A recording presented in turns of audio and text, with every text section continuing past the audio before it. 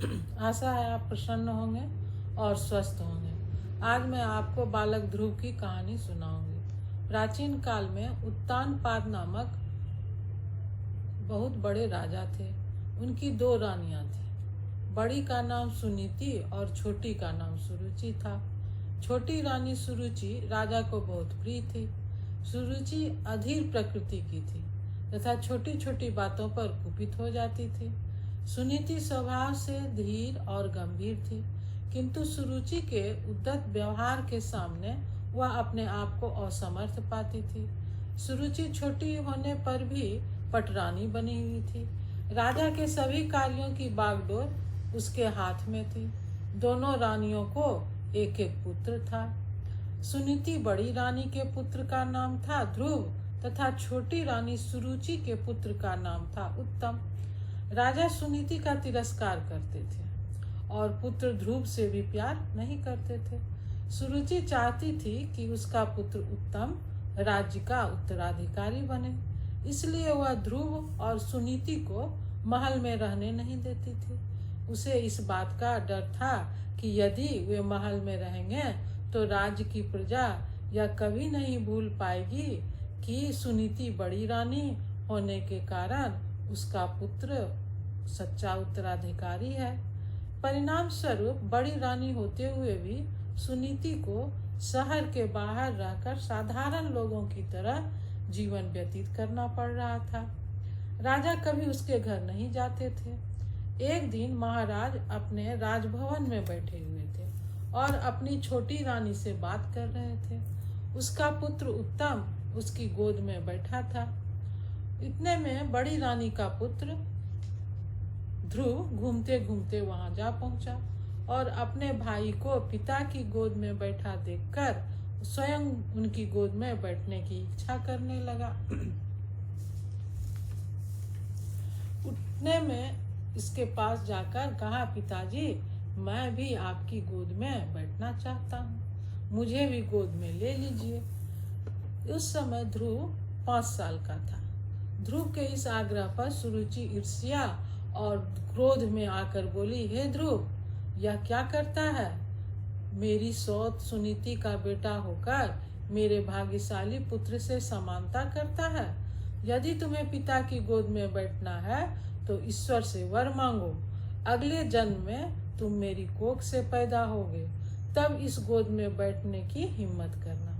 बेचारा बालक चकित होकर पिता की ओर देखने लगा, परंतु पिता ने उसकी ओर देखा तक नहीं। ध्रुव को अत्यंत दुख हुआ। उसके गालों पर आंसू बहने लगे। वह रोता हुआ माता सुनीति के पास पहुंचा और गले लगकर सिसक सिसक कर रोने लगा। एक दासी ने यह सब देखा था। उसने सुनीति से पूरी घटना का वर्णन किया।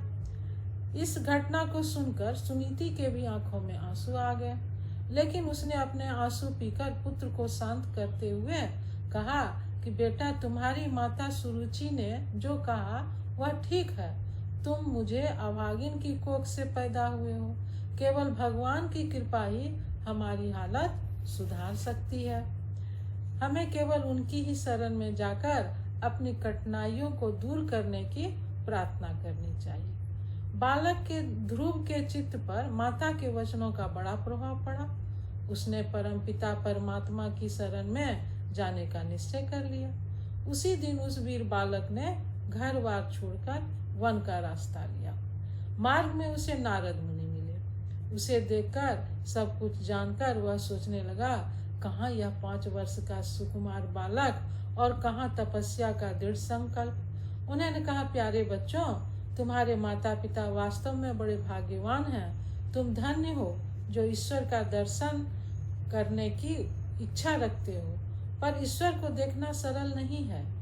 ऋषि मुनि ने अनेक जन्मों तक तपस्या करके भी ईश्वर के दर्शन नहीं कर पाए। इस कारण तुम वापस जाओ। जैसे संसार में दूसरे लोग रहते हैं वैसे रहो, सुख दुख का अनुभव करो।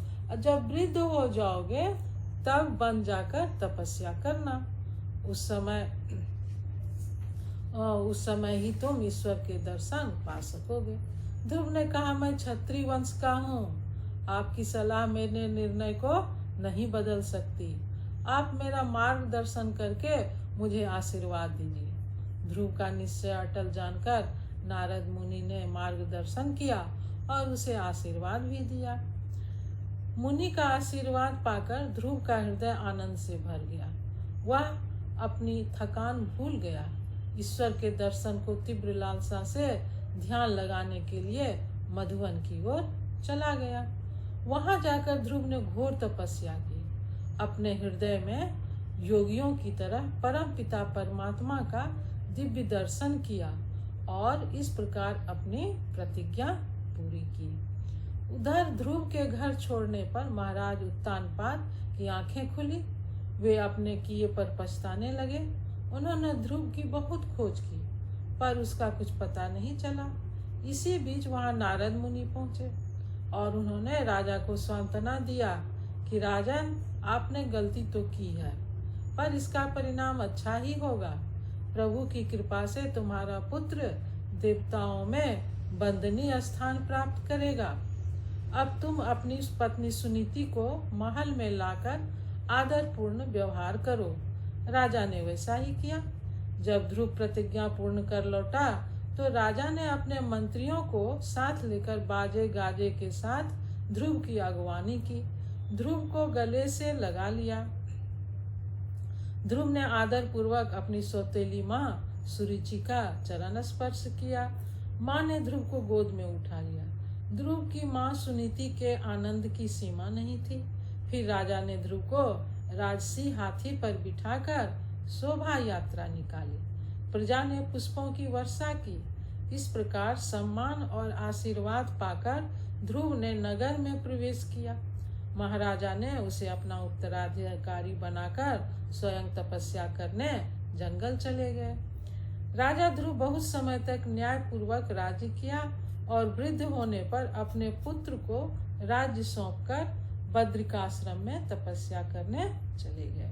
अपनी अटल प्रतिज्ञा से ध्रुव ने प्रसिद्ध हुए कि कहते हैं कि उन्हीं के नाम पर आकाश में एक तारा का नाम ध्रुव तारा पड़ा।